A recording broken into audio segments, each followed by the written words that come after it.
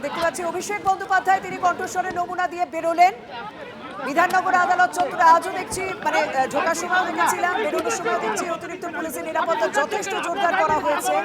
সাংবাদিকদের কোনো প্রশ্নের উত্তরই দিলেন না অভিষেক বন্দ্যোপাধ্যায়। তিনি বেরিয়ে গেলেন বিধাননগর আদালত চত্বর থেকে। তিনি তার গাড়িতে উঠে পড়েছেন, আর কিছুক্ষণের মধ্যেই তিনি তার বাড়ির উদ্দেশ্যে হয়তো রওনা দেবেন।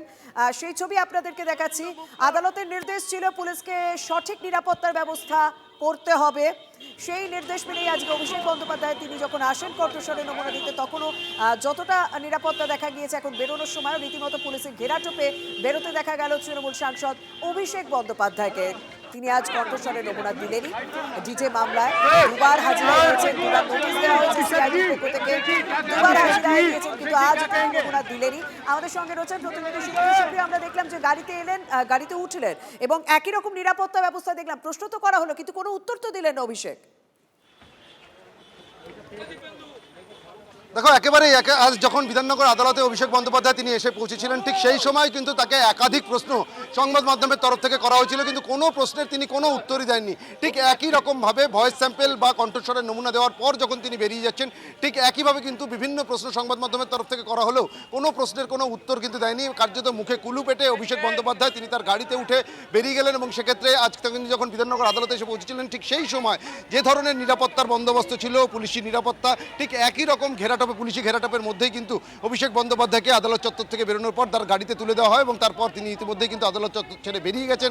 সম্ভাব্য যেটা আমরা জানতে পারছি, কালীঘাটের বাড়ির উদ্দেশ্যেই তিনি রওনা হয়েছেন। কিন্তু এই যে স্যাম্পল বা কণ্ঠস্বরের নমুনা তিনি আজকে দিলেন, তার সামনেই কিন্তু একেবারে তদন্তকারী অফিসারদের উপস্থিতিতে, ম্যাজিস্ট্রেটের উপস্থিতিতে সেই নমুনা যেটা সংগ্রহ করা হয়েছে সেগুলোকে সিজ করা হয়েছে এবং এগুলোকে পরবর্তীতে ফরেন্সিক ল্যাবরেটরিতে পাঠানো হবে এবং সেখানেই কিন্তু ফরেন্সিক এক্সপার্টদের উপস্থিতিতে এগুলোকে এক্সামিন করা হবে। আর সেই এক্সামিন করার পর এই কণ্ঠস্বরের যে নমুনা, সেই নমুনা সাইন্টিফিক এভিডেন্স হিসাবে কিন্তু তদন্তকারীরা সাবমিট করবেন। অর্থাৎ যে সমস্ত ভিডিও ফুটেজ ইতিমধ্যেই সংগ্রহ হয়েছে, যেখানে এই ডিজে হুমকি সংক্রান্ত মন্তব্য নির্বাচনী প্রচার পর্বে অভিষেক বন্দ্যোপাধ্যায় করেছিলেন, সেই সমস্ত ফুটেজে যে কণ্ঠস্বর, তার সঙ্গে আজকে তিনি যে ভয়েস স্যাম্পল দিলেন সেটা মিলিয়ে দেখার জন্যই কিন্তু আজকের এই কণ্ঠস্বর নমুনা নেওয়ার প্রক্রিয়া। এবং যেটা দুবার হাজিরা না দিয়ে তৃতীয়বারে একেবারে কলকাতা হাইকোর্টের নির্দেশে বলা যেতে পারে বাধ্য হয়েই অভিষেক বন্দ্যোপাধ্যায় নির্ধারিত সময় বেলা 12টার কিছু সময় আগে, 10 মিনিট আগে তিনি এসে পৌঁছন এবং তারপর তিনি ম্যাজিস্ট্রেটের উপস্থিতিতে, তদন্তকারী অফিসার এবং একজন টেকনিক্যাল এক্সপার্টের উপস্থিতিতে সেই স্যাম্পল দিয়েছেন এবং ইতিমধ্যেই অভিষেক বন্দ্যোপাধ্যায় তিনি কিন্তু আদালত চত্বর ছেড়ে তিনি বেরিয়ে গেছেন। এবং বেরিয়ে যাওয়ার পরেও কিন্তু একেবারে আদালত চত্বরে দেখতেই পাচ্ছ কড়া পুলিশের নিরাপত্তার যে ছবিটা সেটা কিন্তু রয়েছে। আমরা একটু এগিয়ে যাওয়ার চেষ্টা করি।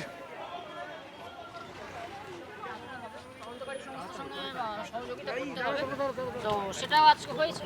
আর এই ভয়েস স্যাম্পল টেস্ট এটা কি ম্যাজিস্ট্রেটের উপস্থিতিতে হয়? হ্যাঁ, এবং সেটা ম্যাজিস্ট্রেটের চেম্বারে হচ্ছে। আচ্ছা, সেটা প্রক্রিয়াকরণ সম্পন্ন। আচ্ছা, এই এভিডেন্স কি অন্যত্র ব্যবহার করা যায়? সেটা তদন্তকারী সংস্থা জব করতেই পারে।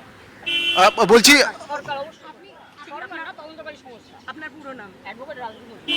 অভিষেক বন্দ্যোপাধ্যায়ের কণ্ঠস্বরের নমুনা নেওয়ার জন্য তিনি হাজিরা দিলেন, আজকে সেই প্রক্রিয়া কি সম্পন্ন হলো? হ্যাঁ, আজকে সম্পন্ন হয়েছে। হ্যাঁ, মানে সেক্ষেত্রে কি প্রসেসের অভিষেক ব্যানার্জি আজকে এসেছিলেন, উনি সশরীরে উপস্থিত হয়েছেন আদালতের সামনে।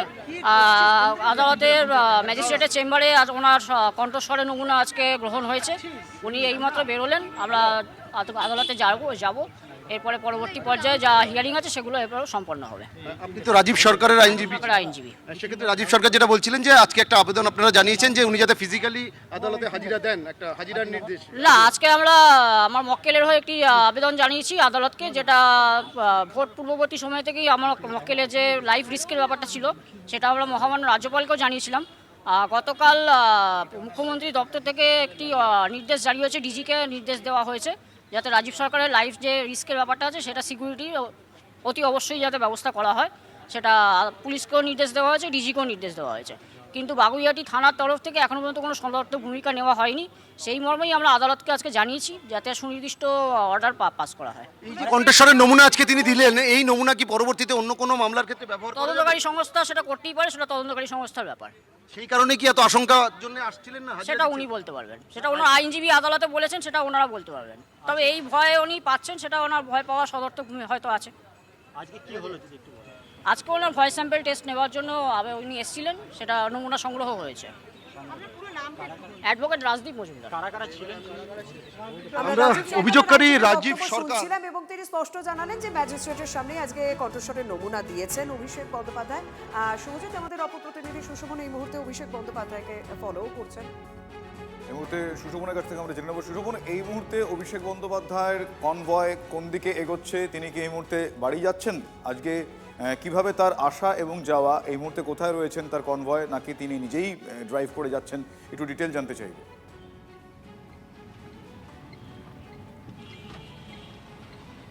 দেখো, অভিষেক বন্দ্যোপাধ্যায়ের কনভয় বর্তমানে সিটি সেন্টারের দিক থেকে একেবারে সল্টলেক ছাড়িয়ে কলকাতার যে বাইপাস, সেই বাইপাস মূলত ধরবে, সেরকমটাই গাড়ি। সুশোভন, আমি তোমাকে একটু জানি আরো একবার জিজ্ঞেস করছি, আমি কনসিয়াসলি কনভয় কিনা জিজ্ঞেস করলাম, কারণ কনভয় তো তার থাকার কথা নয়। আজকে কি কনভয় সেখানে আছে দেখা যাচ্ছে?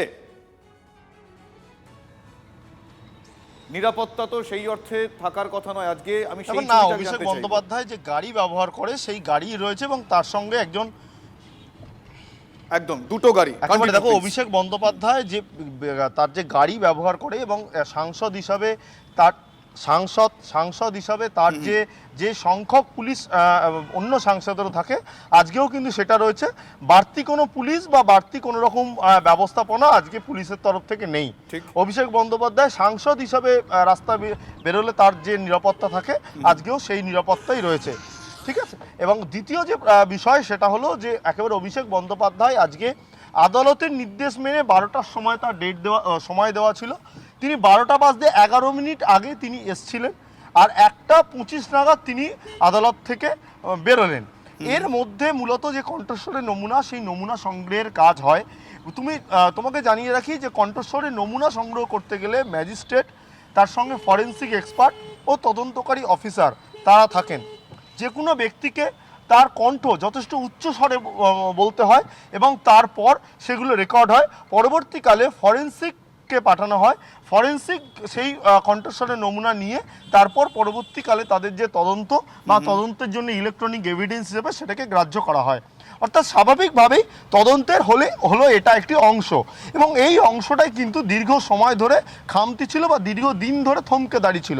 তার কারণ আদালতে কিন্তু অভিষেক বন্দ্যোপাধ্যায়ের আইনজীবী তরফে বলাই হয়েছিল যে বক্তব্য শোনা যাচ্ছে সেটি আর কারণ নয়, অভিষেক বন্দ্যোপাধ্যায়। যে ব্যক্তি বলছেন তিনি অভিষেক বন্দ্যোপাধ্যায়।